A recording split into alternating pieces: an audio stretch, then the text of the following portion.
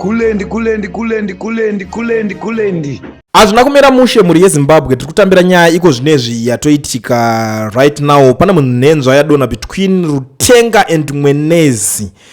Bhazi iri ranga richibva kuCapetown. Munhenzva bhazi vanhu vari kutoita zvekucherwa pasi bhozi radonha madonhero acho. Manje munongoziva madonhero ebhazi rinobva raparara ceiling saka tinenge toita se ranodzvanya vanhu. So please, this is very important.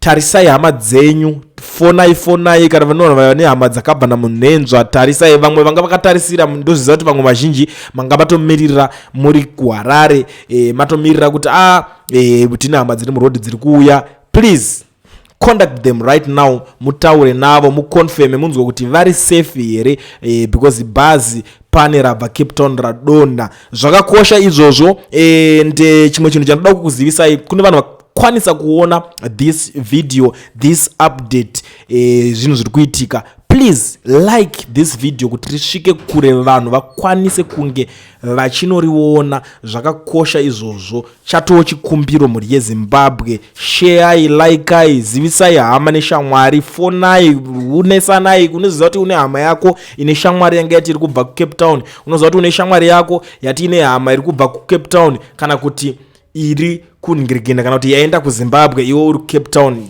Wherever you are right now, tarisai hama dzenyu kuti dziri safe here. So ndonyi zvinhu zvega zvandangoti ndingotaura, ndo update yandangoti ndingokuzivisai panguva ino.